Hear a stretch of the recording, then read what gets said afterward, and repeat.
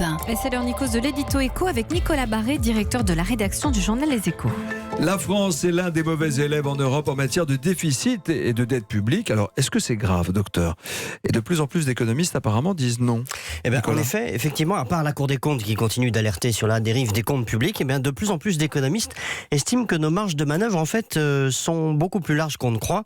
Et mieux, ce sont d'ailleurs les mêmes économistes qui, il y a quelques années, s'inquiétaient du niveau de la dette et qui jugent aujourd'hui que le problème est moins grave que cela. Alors pourquoi ? Parce qu'un élément fondamental change la donne et n'a pas été suffisamment intégré dans leur raisonnement.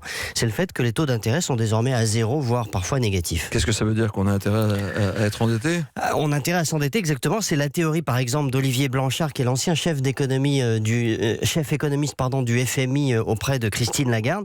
Il considère que tant que les taux d'intérêt sont inférieurs à la croissance, et c'est le cas aujourd'hui, puisque les taux sont à zéro, la croissance elle est supérieure, elle est autour de 1,5%, eh bien on a tout intérêt à s'endetter, à une condition quand même que cet endettement serve à financer des dépenses d'investissement, un grand plan en faveur des énergies renouvelables, par exemple.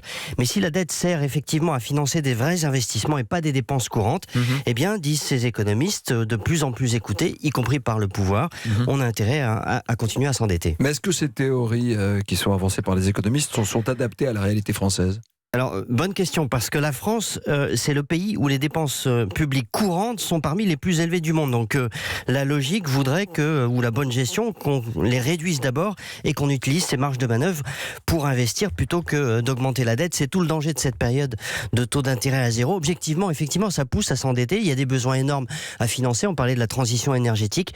Et la tentation est grande, donc, de laisser filer la dette, en quelque sorte, en se donnant bonne conscience, puisque c'est pour financer des dépenses d'avenir. Mais on oublie juste un détail, c'est que le stock de dette que l'on a en France et qui a été accumulé depuis des années, qui représente l'équivalent d'une année de production de richesse, a servi en grande majorité à financer des dépenses courantes. La France n'a jamais su s'endetter uniquement pour financer des investissements. Si elle y parvenait demain, ce serait effectivement une révolution.